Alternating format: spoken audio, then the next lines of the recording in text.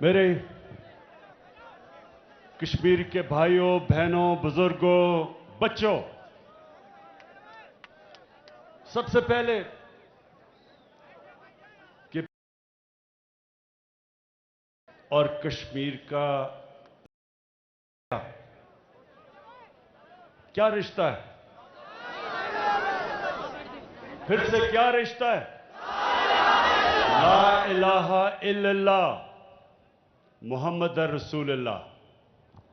اور لا الہ الا اللہ محمد رسول اللہ ایک پورا نظریہ ہے.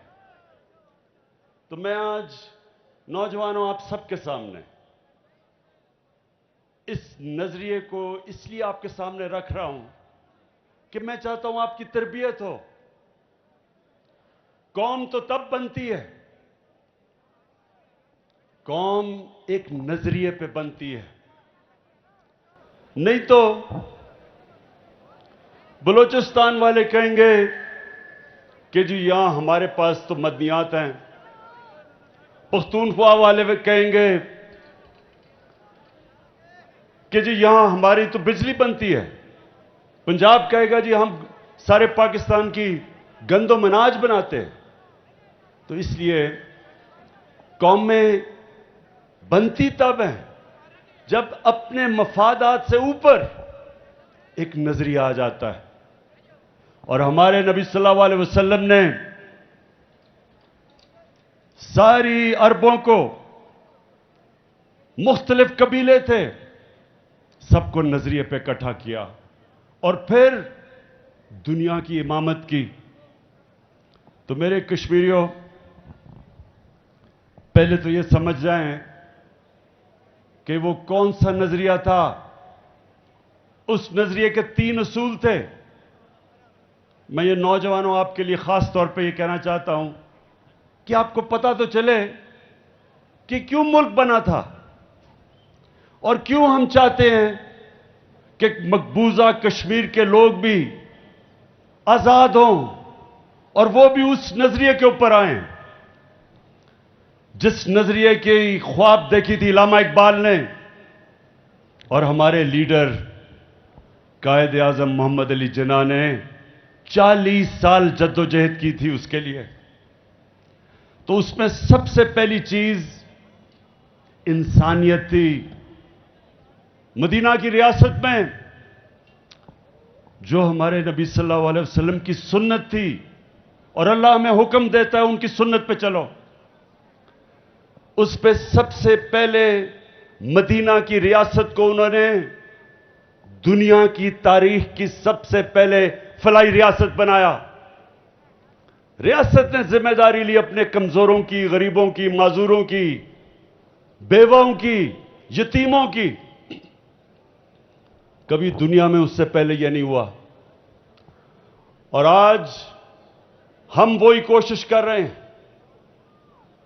ہم نے یہ جو ہیلتھ کارڈ لے کے آئے ہیں یہ پہلی دفعہ اس ملک میں اور یہ میری شروع ہے، پختونخوا نے سب شہریوں کو ہیلتھ کارڈ دیا. اس سال کے آخر تک پنجاب سارے شہریوں کو ہیلتھ کارڈ دے دے گا اور انشاءاللہ یہ آپ بے فکر ہو جائیں کہ سال کے آخر تک سارے آزاد کشمیر کے لوگوں کو ہم ہیلتھ انشورنس دیں گے. یہ ہیلتھ انشورنس ایک غریب خاندان کی سب سے بڑی نعمت ہے. ایک غریب گھرانے میں کوئی بیمار ہوتا ہے، سارا ان کا بجٹ تباہ ہو جاتا ہے، چیزیں بیچ دیتے ہیں، قرضے چڑھ جاتے ہیں، ایک خاندان غربت کے نیچے چلا جاتا ہے. تو جب ایک ہیلتھ انشورنس ایک خاندان کے پاس ہوگی، 10 لاکھ روپے پہ کسی بھی ہسپتال میں اپنا مفت علاج کروا سکیں گے. اور یہ ہے انشاءاللہ شروعات کہ پاکستان کو ایک فلاحی ریاست بنانے پہ. پھر ہم ایک نئی چیز لے کے آئے ہیں. پاکستان کی تاریخ میں پہلی دفعہ ایک عام لوگوں کے لیے جن کے پاس کبھی پیسہ نہیں تھا ایک گھر خریدنے کا، ان کے لیے نیا پاکستان ہاؤسنگ اسکیم لے کے آئے ہیں. پہلی دفعہ پاکستان کی تاریخ میں بینک قرضے، سستے قرضے دیں گے تنخواہ دار لوگوں پہ، مزدوروں کو، مکینک، ویلڈر، وہ لوگ جن کے پاس کبھی بھی پیسہ نہیں ہوتا ایک گھر بنانے کا، اور وہ قسطوں کے اوپر، لمبی قسطوں پہ انشاءاللہ جو وہ کرائے پہ پیسہ خرچ کرتے ہیں، اسی کرائے پہ قسطیں دے کے اپنے گھر پہ ان کی چھت اپنے نام پہ ہو جائے گی. اس کے علاوہ ہم ایک نیا پروگرام شروع کرنے لگے ہیں، کامیاب پاکستان. کامیاب پاکستان میں کیا ہوگا؟ سب سے پہلے ہر خاندان جو نچلے پاکستان کے جو 40% نیچے جو غریب خاندان ہیں، جو کمزور ہے طبقہ ہے 40% نیچے، ان سب کو قرضے سود کے بغیر دیے جائیں گے. ہر خاندان میں ایک فرد کو اپنے کو بزنس شروع کر سکے. اگر وہ کسان ہیں تو وہ کسانوں کے لیے قرضے دیے جائیں گے، جانور خریدنے کے لیے، کھادیں خریدنے کے لیے، سبسڈائز کرنے کے لیے. اور اگر وہ شہروں میں ہیں تو دکان خریدیں، ٹیکسی خریدیں، موٹر سائیکل خریدیں. یہ پہلی دفعہ پاکستان میں ہو رہا ہے کہ، اور یہ آپ نے سمجھنا ہے، دو قسم کے اکنامک ماڈل ہیں. ایک یہ کہ امیر امیر ہو جائے، اور جب وہ امیر ہو جائے تو وہ آہستہ آہستہ اس کے نیچے لوگوں کو فرق پڑنا شروع کرے، جس کو کہتے ہیں ٹرکل ڈاؤن. ایک دوسرا ماڈل ہے مدینہ کا ماڈل، کہ نیچے سے لوگوں کو اوپر اٹھایا جائے. اور وہ ماڈل تحریک انصاف اپنا رہی ہے، اور انشاءاللہ آزاد کشمیر میں آپ دیکھیں گے کہ کامیاب پاکستان وہ ماڈل ہے جو آپ کے نچلے طبقے کو اوپر اٹھائے گا. ہر خاندان میں پھر ٹیکنیکل ایجوکیشن دی جائے گی، ایک فرد کو قرضے، ایک فرد کو ٹیکنیکل ایجوکیشن، تاکہ وہ، اور آج کل ایسی چیزیں ہیں انفارمیشن ٹیکنالوجی میں کہ بڑی جلدی گھر میں بیٹھے بیٹھے خواتین، اگر ان کو آپ ٹیکنیکل ایجوکیشن دیں، وہ گھر میں بیٹھے بیٹھے پیسے بنا سکتی ہیں، اپنی آمدنی بڑھا سکتی ہیں. اور اس کے علاوہ ہم نے جو شروع کیا ہے پناہ گاہ، شہروں کے اندر جدھر مزدور کام کرنے آتے ہیں ان کے لیے سونے کے لیے جگہ، ان کے لیے کھانا، ان کے لیے صاف غسل خانے تاکہ وہ نہا دھو لیں، تاکہ جو بھی وہ پیسہ کمائیں دہاڑی کے، وہ سب اپنے بچے اور بیوی کو گھر بھیج سکیں. دوسری چیز میں یہ چاہ رہا ہوں کہ آپ سمجھ جائیں کہ کیا وجہ تھی کہ ہمارے نبی صلی اللہ علیہ وسلم نے جو مدینہ کی ریاست بنائی، وہ بنیاد رکھی کئی سو سالوں تک مسلمانوں نے دنیا کی امامت کی. تو سب سے پہلے انسانیت، اور میں یہ آپ کو بتاؤں یہ چائنا نے آج کیا ہے. پچھلے 30 سالوں میں انہوں نے 70 کروڑ لوگوں کو غربت سے نکال کے چائنا کو ایک سپر پاور بنا دیا ہے. یہ مدینہ کا ماڈل تھا. اور دوسری چیز قانون کی بالادستی. نوجوانوں یہ سمجھ لیں کہ انصاف کے نظام کے بغیر کوئی قوم اوپر نہیں جا سکتی. جب ہمارے نبی صلی اللہ علیہ وسلم نے کہا کہ میری بیٹی بھی جرم کرے گی تو اس کو سزا ملے گی، قانون کے اوپر کوئی قانون کے اوپر نہیں ہے. اور انہوں نے کہا جن قوموں میں انصاف نہیں وہ تباہ ہو جاتی ہیں. حضرت علی رضی اللہ تعالیٰ نے کہا کہ کفر کا نظام چل جائے گا لیکن ظلم کا نظام نہیں چل سکتا. تو جب تک ایک ملک میں، ایک قوم میں انصاف نہیں ہوتا وہ کبھی ترقی نہیں کر سکتی. تو یہ جو آج آپ تماشا دیکھ رہے ہیں، سارے بڑے بڑے ڈاکو کبھی کہہ رہے ہیں آج حکومت گرائیں گے، کل گرائیں گے. یہ صرف ایک چیز مانگ رہے ہیں. یہ چاہ رہے ہیں کہ عمران خان ان کو NRO دے دے، ان کے گناہ معاف کر دے، ان کے کرپشن معاف کر دے. یہ وہ چاہ رہے ہیں جو ہمیشہ پاکستان میں ہوا، طاقتور کے لیے ایک قانون، کمزور کے لیے دوسرا. جو ملک، اور آپ کے کشمیر کے لوگ مجھے ساری دنیا میں ملتے ہیں، خاص طور پہ برطانیہ میں، ان سے کبھی پوچھے کہ کیا برطانیہ میں وہ کبھی انہوں نے ایسے دیکھا کہ طاقتور ڈاکو کہے ایک طاقتور پکڑا جائے کرپشن کرتے ہوئے؟ کیا اس کی جرت ہے کہنے کی کہ مجھے NRO دے دو، کہ مجھے میری کرپشن معاف کر دو، یہ تو صرف غریبوں کو پکڑو؟ کیا کسی کی جرت ہے وہاں؟ کبھی کسی کامیاب خوشحال ملک میں کسی کی مجال نہیں ہوتی کہ وہ کہے کہ جی میرے لیے ایک قانون اور صرف غریبوں کو جیلوں میں ڈالو. آج بھی پاکستان میں آپ جیلوں میں دیکھیں تو صرف غریب لوگ ہوتے ہیں. طاقتور ڈاکوؤں کو بھی ہمارا انصاف کا نظام نہیں پکڑ سکتا.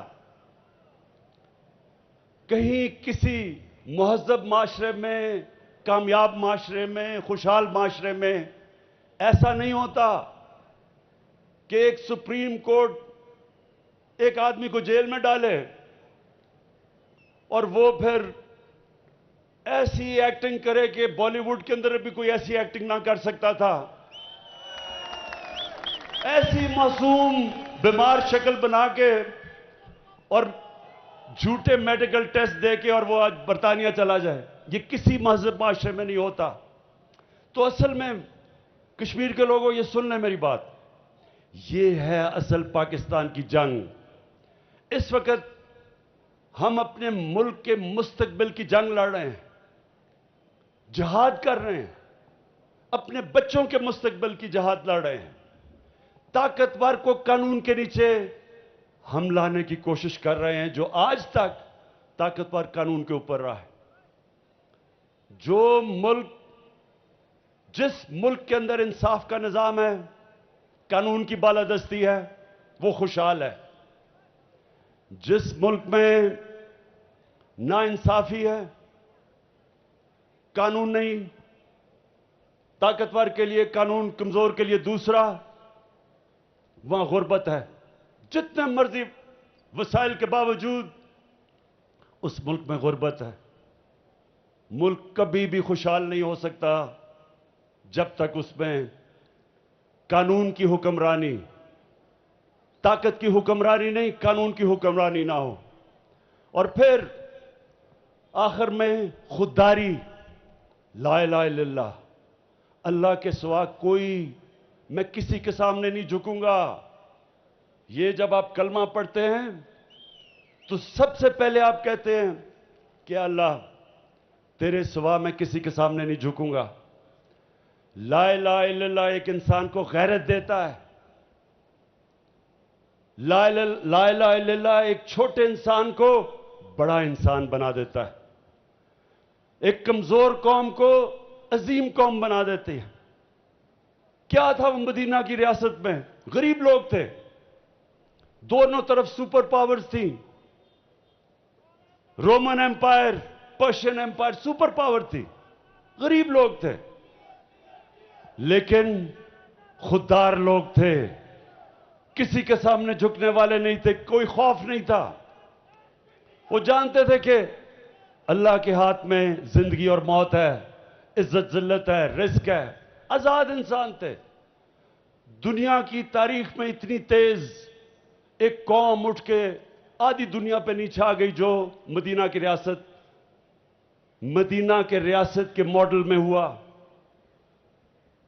اور یہی پاکستان میں ہم نے کرنا ہے. بدقسمتی سے اب تک ہم لوگوں کے سامنے ہاتھ پھیلاتے پھرے ہیں، کبھی کسی سے ایڈ تو کبھی کسی سے قرضے. کبھی ہم نے اپنے پیر پہ کھڑا ہونا نہیں کوشش نہیں کی.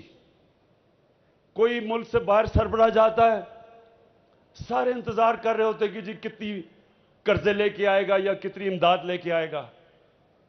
کوئی ملک اس طرح ہاتھ پھیلا کے عظیم قوم نہیں بن سکتا.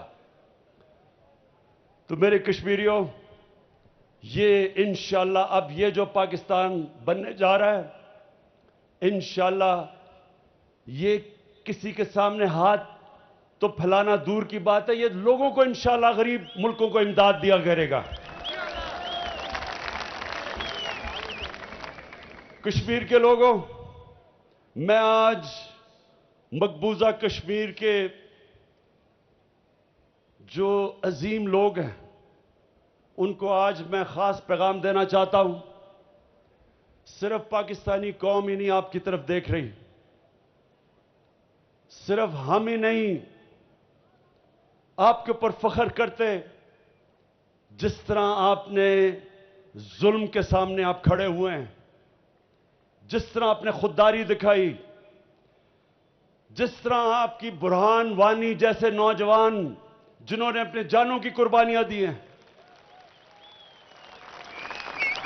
صرف پاکستان میں نہیں آپ کو اپریشیٹ کیا جا رہا، اور آپ پہ ساری دنیا دیکھ رہی ہے آپ کی عظمت پہ، آپ کی دلیری پہ، آپ کی قربانیوں پہ.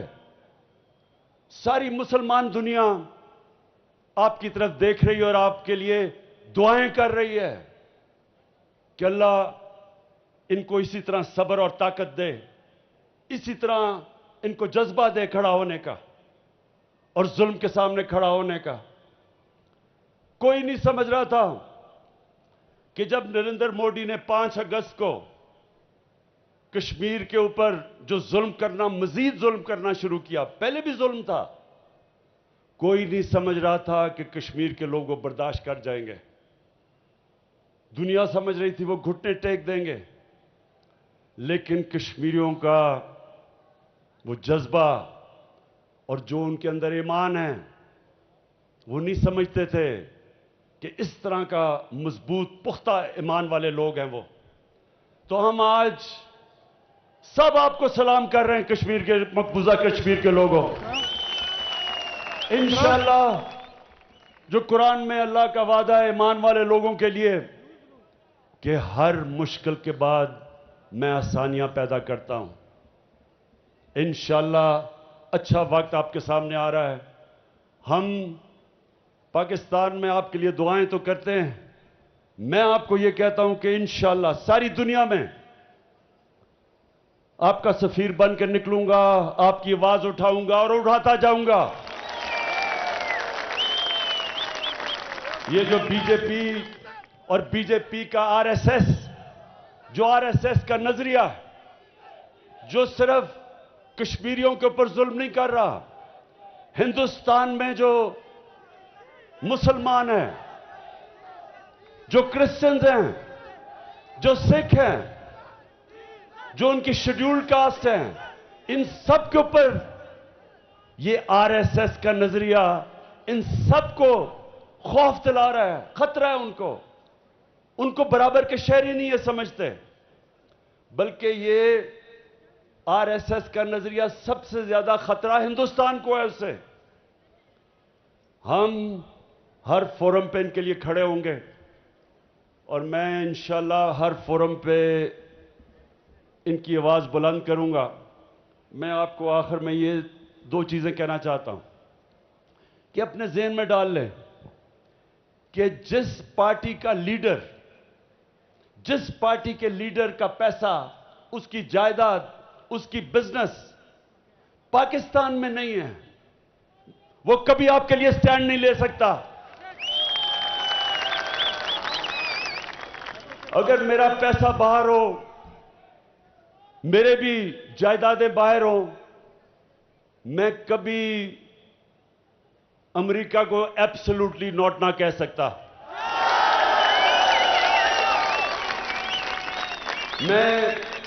میں بھی امریکہ کو کہتا کہ ٹھیک ہے جی پاکستان میں ڈرون اٹیک کرو، میں مذمت کرتا رہا لوگوں اور آپ پاکستانیوں کو مارتے جاؤ، جو ہمارے لیڈرز کہہ چکے. یہ اس لیے میں کر سکتا ہوں کیونکہ میرا جینا مرنا پاکستان میں. اس لیے کشمیر کے لوگوں کے ذہن میں ڈال لینا کہ پہلے تو وہ آپ کا کبھی لیڈر ہو ہی نہیں سکتا جن کی جائیدادیں اور بزنس اور پیسہ اور بینک بیلنس ملک سے باہر پڑے ہوں.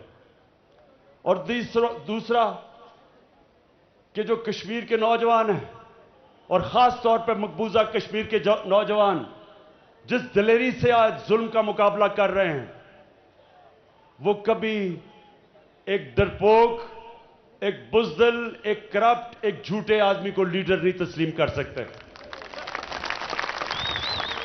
میں آج اپنے سارے کینڈیڈیٹس کے نام پڑھنا چاہتا ہوں.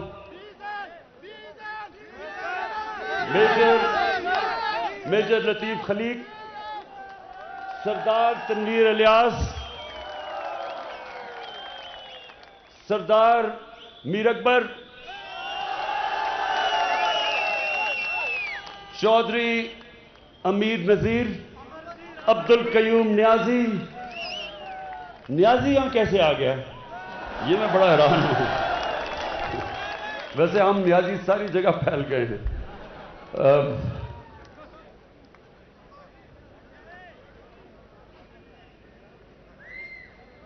خطاب اعظم خان، نیّر ایوب خان اور مسز شاہدہ، سردار محمد حسین، فہیم اختر، یہ سارے ہمارے کینڈیڈیٹس ہیں. ساری پونچھ ڈویژن میں سب چاہتا ہوں کہ آپ ان کی بھرپور طریقے سے حمایت کریں اور 25 تاریخ کو بلے میں ووٹ ڈالیں اور انشاءاللہ تبدیلی لے کے آئیں. وزیر اعظم